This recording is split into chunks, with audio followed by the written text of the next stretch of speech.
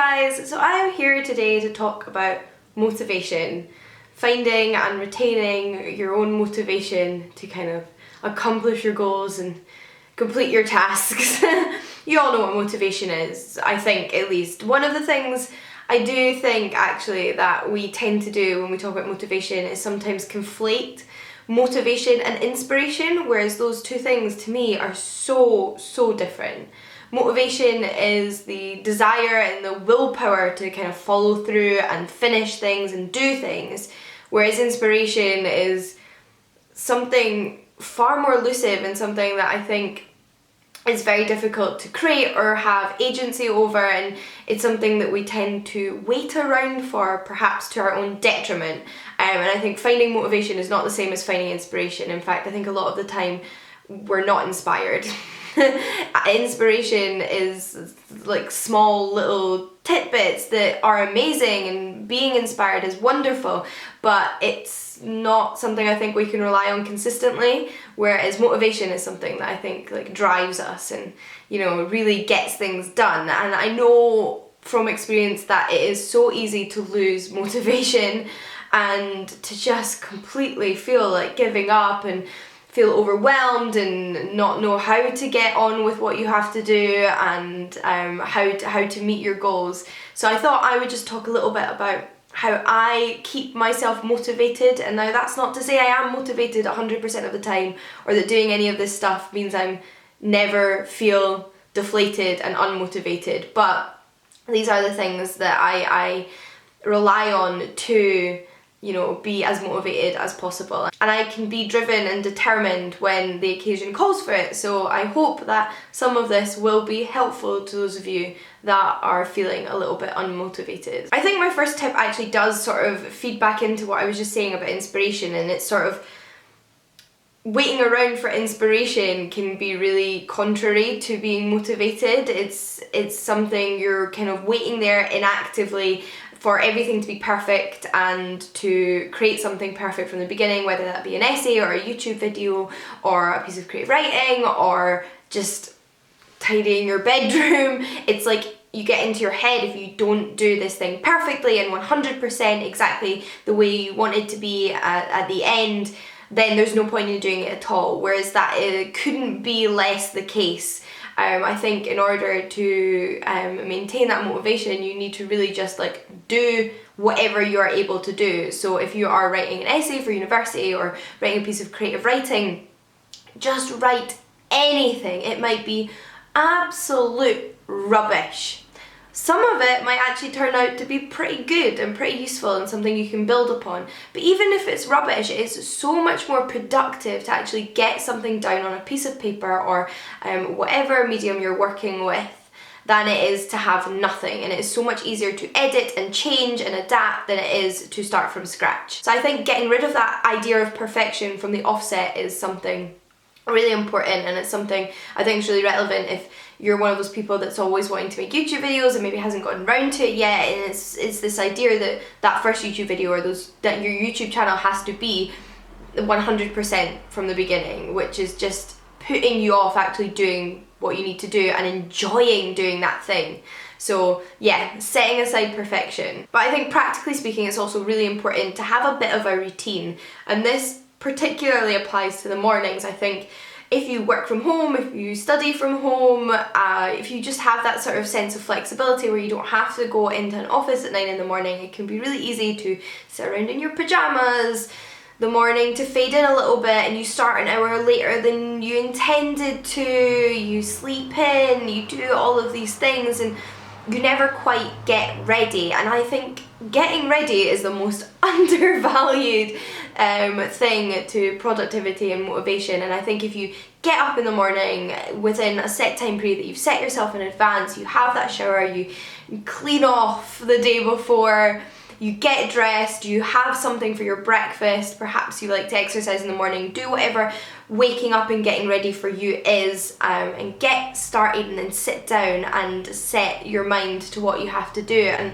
I think you will feel so much more motivated if you're not lying around in a messy room in your pajamas. And literally the act, I think, of having a shower and getting dressed is so important, and I think it makes all the difference to those days where I kind of like plod along a little bit and think, I'll just wear my like gross sweat clothes and do a little bit before I get ready, and then getting ready goes further and further into the day, and I never feel as excited about the day as I do when I've gotten ready. In saying that, I think one of the most important things to staying motivated is to have fun, planned time off. So if you're a freelancer, for example, I think it's really wonderful if you can, to the best of your ability, plan that work week, that Monday to Friday, whatever it is, and then have that weekend. Either make plans with a friend to go to dinner or just catch up, or perhaps just check what's on at the cinema and think, I'm going to go and see that, whatever happens at the weekend on Saturday, or think, oh, the weather's meant to be quite nice, I'm going to go for a walk, whatever that may be. Plan something for your weekend, plan something for your free time. Even if that's just, I'm having a day drinking tea and reading and it's going to be wonderful. Have something to look forward to that you're excited about, that will make you really want to achieve your goals during the week, so that you don't feel guilty that you didn't try your hardest when you're meant to be working. Even if you don't exactly tick everything off your list, at least you tried to. Having that thing to look forward to, I think, always makes me feel that much more motivated. So I might say, I am only working from Monday to Friday this week. Whatever I'm working on, I am not working on Saturday and Sunday. I have my plans, and having my time a little bit more contained like that, knowing that I won't be working at the weekend because I have lovely things to do, whatever they are, makes me think I've got to make the most of this time that I am working so that I can really enjoy myself. And there is absolutely nothing wrong with rewarding yourself, and your brain will function so much better. I always say this, if you give yourself rests. Now, I do like a to-do list. I think to-do lists can be incredibly helpful, but it's really important to remember to make manageable to-do lists. So whether you like to make a to-do list at the beginning of the week or on every individual day, perhaps you like to do both, being realistic with what can you achieve in the time frame you've given yourself. Or this is my to-do list for today and these are the things I'd like to complete today and can actually complete. Now, that's not to say we don't make to-do lists and there's maybe one thing on it that falls to the side and doesn't manage to get completed. But if you're constantly making to-do lists where you're not even meeting half of the things on that list, then are you being realistic about your time and what you as an individual can accomplish in a certain space of time? Are you perhaps thinking that you can complete certain tasks in shorter spaces of time than you actually need? Because then you just feel rubbish. You feel like, I've not completed my tasks, I have not been productive, when actually you maybe have been productive. You've just completely over-aimed, you've overextended yourself. So have to-do lists. I think they're wonderful and so motivating, but make sure they're realistic, because if they're unrealistic, then they stop being motivational and they just start being a drag and a stress, and they put you off doing anything. On the topic of having to-do lists, I think it's really helpful to separate bigger tasks into smaller tasks. So rather than writing on your to-do list, write my essay, the likelihood is you're not going to accomplish that in one day, you're going to need more time to do that, so it's going to be something that's not going to get ticked off very quickly, and it's going to be really hard to measure whether you are on your way to completing that task. So separate it, right? Something as simple as write the introduction to my essay, or write 1,000 words of my essay. This is often what I do. If I know I've got to write 3,000 words for something, I do write 1,000 words, write 2,000 words, write final full draft of 3,000 words. And that means even though I'm not finished it, I'm maybe a third of the way through, I can still tick off that written 1,000 words on my to-do list, and it's so encouraging. It makes me think, yes, I'm achieving something, I've done one, now aim for 2,000, and it's just a really positive thing to be able to check things off your to-do list. But it's not just about looking forward. I think we find motivation in looking back as well, and if you're feeling unmotivated, one of the best things I think you can do is just write a list of your achievements. Those might be, what have you achieved this week, from you finished an essay, or you wrote a short story, or you created a YouTube video, all the way to you tidied your bedroom and you went for a long walk and took care of yourself. Any of your achievements, big or small, making a list of them, either, like I said, for the week, or looking back through your life and thinking, what are all of the things I've achieved? What's brought me here? Sometimes it's just worth putting on that list that you got through high school. Whatever reminders you need to just remember that you can achieve things, you can do things. even if you're trying to do something bigger than you've ever done before. It's important to remind yourself of those things. Once you've done something, achieved something, then don't just forget about it. That should be something that bolsters you to continue. It should be something that you continuously remember and think, yeah, go me. Because motivation is so much in part about finding that feeling again. It's about continuing on that train, or readjusting to get back onto that train. And I think remembering all those things and making little lists is a really nice thing to do. But equally important, if not more important, is to not beat yourself up when you do have a bad day. You might have all of the grandest intentions to get up, get started, achieve so much with your day, and something might happen or a feeling might return that just completely wipes you and you don't. I myself personally, as I'm sure none of you are surprised to hear, I've had a lot of days over the past few months where I have just had the best intentions for my day and they have completely gotten away from me, and I have spent the whole day processing my grief and my feelings and my sadness and focusing very much on that and just having days in bed. And it is so important not to beat yourself up about that. So that means not thinking the next day when you wake up, oh, I had such a terrible day yesterday, how am I going to make up for it? Oh, Jean, what an awful thing to have done, you've wasted your time. Because then you feel worse and it's even harder to pick yourself back up. All you need to do is think, I had a day where I didn't necessarily do what I wanted to do, but I did what my body and my mind needed me to do, and that's okay. And now I just need to try again and hope for the best, and I am just a human being, and I'm not going to feel great every day, and I'm not going to save the world every day, and I just need to let go of those days and just accept them as part of the course, and that not to beat yourself up about them. I don't know how to better explain that, but don't hold on to it, let it go. I am so bad at letting things go. This is one of the things that really causes me a lot of strife in life, but I get so stressed and anxious when things don't go exactly according to my plan, and if things change slightly, I just cannot let it go. And once I do, I feel so much lighter, but I often waste far too much mental energy on that, and it's so important not to. Something else that can be nice to do is to focus on somebody else who you find inspiring. I know I'm talking about inspiration, but somebody who you know or you watch online that when you see them you think, yes, I want to strive to be the best version of me.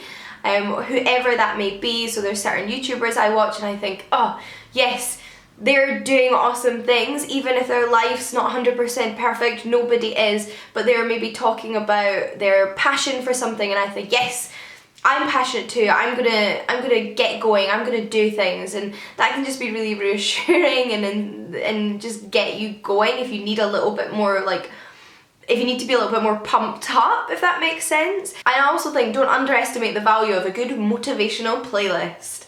Two of my favourite songs, if I just need like to get going in the morning or in the afternoon or whenever I've just sat down to start doing something new, are I Can Go the Distance from Disney's Hercules, which was my go-to exam song all throughout my undergrad at uni. I listened to it before every single exam, some of which went better than others, but it always just made me think, yes, I can go the distance, yes, Hercules, we're in this together. And another one I love to listen to is You Can Get It If You Really Want. Now there's two versions of the song. I love the Desmond Dekker cover, so I just love listening to it. I'm like, yes, I can, Desmond Dekker, I can get it if I really want, I just need to try. You are right.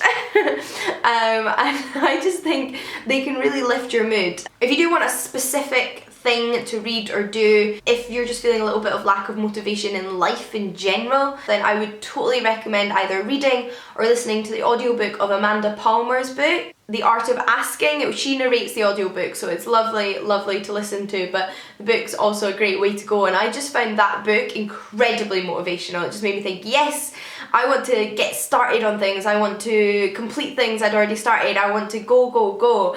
I thought that book was incredibly motivational, and it came to me at such a perfect moment that if you haven't thought about checking it out, I would definitely consider it, because it's not a book I would have gravitated towards. I can be a little bit cynical about books that seem to be kind of life advicey or people's motivational stories, but actually this book's phenomenal. And I think I needed to very much let go of that cynicism, and I'm glad I did, and embracing that book was really motivational for me. Another thing I like to do, and it's something that I think it just helps with my general mental health, and that's to exercise, whatever that may be for you, whether it's just going for a stroll or doing some exercise in your house or yoga or trampolining or going to the gym or running. Everyone's different, swimming, whatever it may be. But I like to get a little bit of exercise in. I think that always gets me really pumped. It gets the endorphins flowing in my body, and it's not about changing the way I look, which I think we focus so much of our energy when we talk about exercise on. Exercise for me is about taking care of my mental health. That is what it is about. It is not about changing the way I look, and I think that's really important to bear in mind when you think about exercise, because exercise can become a chore if that's the way you think of it. If you think of it as like, oh, I want this part of me to look different, and you don't necessarily achieve that, then exercise almost becomes pointless in your mind, but it's not. And last but not least, I think I just want to say to embrace the lack of motivation. If you're just really having a time where you're staring at your computer or whatever you're doing and you cannot get there and you cannot get your brain going and you just can't get your fingers to create anything, just let it go and take a break. Take half an hour to just think, I'm not going to stare at this computer, beat myself up about it, not get anywhere with what I'm doing, and not let my brain have a rest. Let it go. Accept that sometimes some hours, some days are not for accomplishing things, and just go with it. Go with the flow a little bit, and just don't waste away sitting there doing nothing, and then that period of time has not only been time in which you've not accomplished any of your tasks, it has also been a period of time in which you've not given yourself a break or a rest or time to recuperate. Just let it go. But hopefully at least some of the advice in this video will help pick you up and will help get you motivated. Sometimes I think it's just nice talking about motivation and getting a little bit excited about the things you want to do, and that helps you. So if you have any advice on being motivated, what do you do when you need a little bit of a pick-me-up? How do you maintain motivation in your life? I would love to hear it, both for myself and I'm sure for everybody else. So do leave any comments on the topic of motivation down below. I would love to hear from you. Hopefully the overall video hasn't been too rambly. It can be hard to maintain a concise structure when you're talking about topics like this, but I hope you have enjoyed this video regardless of how rambly it's been, and some of you have found it helpful. I wish you all the luck with getting everything you need to do done. I have complete faith in you all, and until next time guys, happy reading. I'll see you all again soon. Bye.